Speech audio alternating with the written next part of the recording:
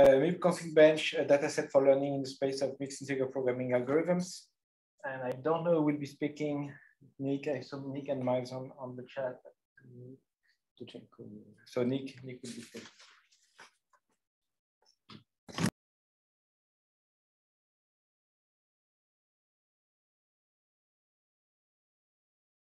Hi, everyone. My name is Nick Doudchenko. Thanks a lot for having me. And today I'm going to talk about the project called MipConfigBench, which is a data set for learning in the space of mixed integer programming algorithms. This is joint work with my colleagues at Google Research.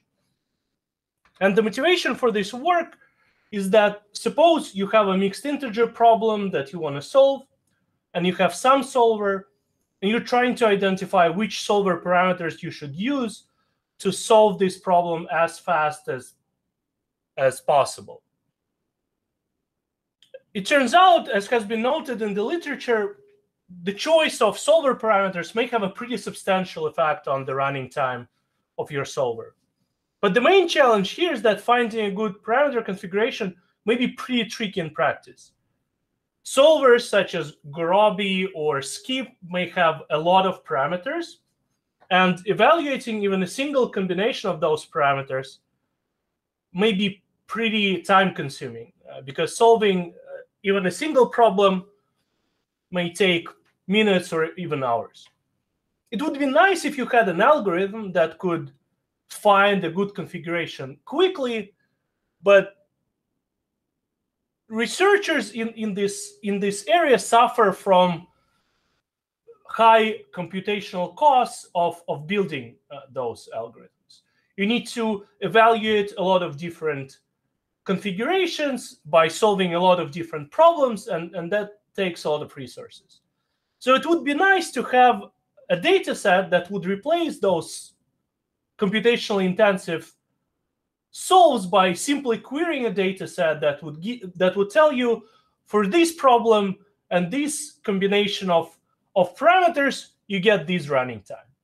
And that would hopefully facilitate this type of research. If you're familiar with a series of papers called NASBench, this is a very similar idea. And actually, those papers were one of the main inspirations for this work. And if you're not familiar, NASBench is essentially a similar data set in the space of neural architecture search. So researchers interested in evaluating different neural net architectures, instead of having to actually train those neural nets, they can rely on this data set that for a variety of different architectures gives you their performance on a benchmark data set. So that if you're working on an algorithm that would find efficient neural architectures, you would be able to train it on NASBench data set. So that's what we attempt to do in the space of mixed integer programming. So to establish some notation, we're thinking about the solver parameters as just some parameters theta in some subspace of a larger discrete space. And we have a family of n problem instances that are characterized by some features x. We consider solver to be a black box. We don't exactly know how it works, but if you give it problem I and solver parameters theta, the solving time would be fi of theta. So there are a few meaningful questions that you could ask here. For example, one is what's called algorithm configuration. So you're trying to identify a single solver parameter configuration that would minimize the average solving time across your instances. Another more complex problem would be algorithm selection, where you try to learn a rule, such as looking at the features of a problem you're trying to identify a parameter configuration specific to that problem that would allow you to solve that specific problem quickly. You could also think about something like parallel algorithm portfolio, where you have a bunch of configurations that you run in parallel and identify the one that works best for a given instance. So what we actually do in our data set, so we're taking a specific solver, skip for now, and we solve a number of different MIP instances. We have already collected data for AC-lib instances that include slightly over 5,000 instances that are split into different types of instances, and we're currently working on adding MIP-lib instances. So we solve those under a variety of different solver configurations, and because the spaces of solver parameters are so vast, evaluating all of them is essentially infeasible. So what we do, we look at different types of parameters that are responsible for specific areas of solver behavior. So specifically, we're looking at emphasis parameters, which govern the high-level behavior of the solver, branching, pre-solving, heuristics, and separating parameters. And in each of those subsets of parameters, we handpick specific parameter values so that we can exhaustively evaluate all different combinations of those parameters. And here in parentheses, I actually show the specific numbers of configurations we have in each of the subspaces. So then we solve all these problems under all of these configurations, and we store the result. We also present instance level features that are computed based on the methodology developed in Hodder, Hoos, and Leighton Brown. And we solve those problems using a distributed computing environment that is available to researchers at Google. Overall, we solved more than 170 million individual mixed integer programs, and we report a variety of results for each solve, such as, most importantly, probably the running time. We report some solution-related metrics, such as bounds, or solver-related metrics, such as different iterations. And we also, for those who are interested to get something else out of the solver, we actually report the raw solver log so that you can get pretty much anything that skip reports as part of the solve. So to give you an example of one of the subsets of this overall data set, for example, we have correlate instances, which is a specific type of instances in AC-lib corresponding to connection subgraph problems. And we have a branching subspace of parameters. So that amounts to 2,000 instances, 162 configurations in total that are over 5 different branching parameters. We run those using 5 different random seeds in skip, and we repeat each solve 5 times. So all that together gives you 8.1 million solves for these instances and these parameters. So to illustrate the potential of using this data, let's go back to those algorithm configuration and algorithm selection problems that I mentioned. So these tables, for example, the table on the left, it shows the improvement that you could obtain if you were to select the single best solver. So essentially, this solves the algorithm configuration problem. You're selecting one configuration that works on average best for all of the problems that you have in your set. And we evaluate those in terms of the penalized average runtime. So the way it works is you take the time, the solve time. If it's below the time limit, which is approximately 30 minutes in our case, then you report that time. If it's above the time limit, you multiply it by 10. Then you average all those numbers, and that's your average performance of a given configuration. So this table on the left, that reports the improvement relative to the default skip configuration, which means that we take the time under the default configuration, we divide it by the time under that single best solver, and these are the numbers that are reported in this table. So you can see that you get improvements that vary in size, but they are sometimes non-trivial.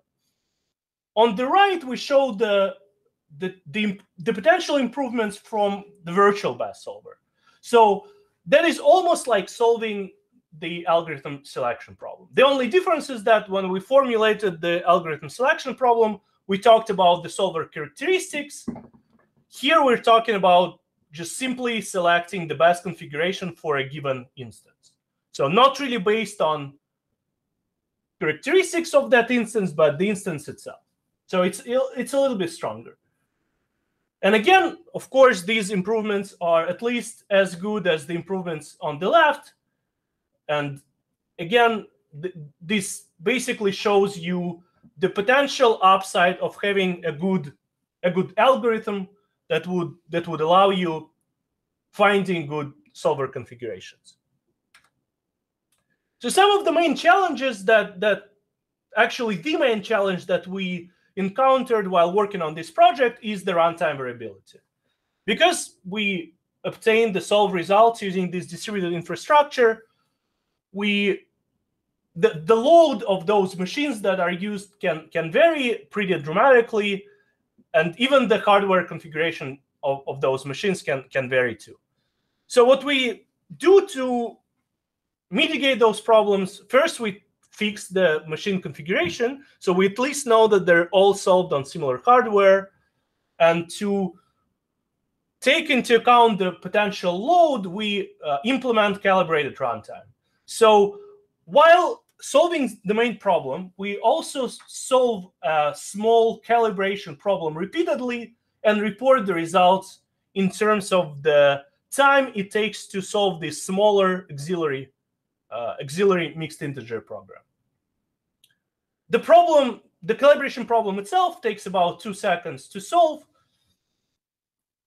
And again, the times are computed relative to the actual time it takes to solve that problem while you're solving the main problem. We also solve each problem 5 times, which is not a lot, but it gives you at least some understanding of the underlying standard deviation of the calibrated solve times, as well as allows you to use some aggregate statistics such as mean or median. So to show you one example of how this data set could be used, we're showing how you can search for solver configurations using SMAC, which is a sequential model-based optimization methodology from Haderhus and Leighton Brown, 2011. Just to make it clear, this is not a novel methodology introduced in our work. We reuse those existing ideas, but applying them to our data set to show kind of how you could use it.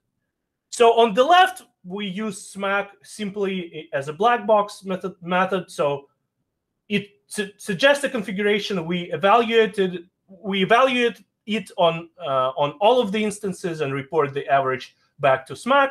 On the right side, we actually give SMAC the instance level features, allowing it to utilize those features.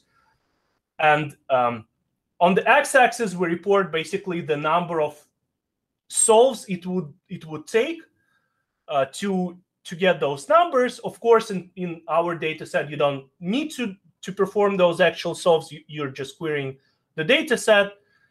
And the y-axis shows the improvement in penalized average runtime as kind of SMAC goes through different configurations and finds the ones that work better. So I'd like to finish by talking a little bit about the future research and basically what we would like to do is to, as I already mentioned, to extend the data set, and based on the feedback we have already received, the main thing there would be to add miplib instances, which is another popular set of mixed integer programs. And another thing that would be interesting to look at would be combining optimal configurations from different subsets. So let's say we have optimal branching parameters and optimal pre-solving parameters. How well could we do if we combine the two together? And finally, we would, of course, want to use this data set to conduct actual algorithm configuration and algorithm selection research. So to conclude, we really hope that this data set can become useful for the researchers in this area. And we are trying to make it as useful as possible. So if you have any suggestions, please reach out. We welcome any feedback. And if you're interested, we're planning to release it very soon. If you'd like to use it, please, again, get in touch and please, if you have any questions, this is the time.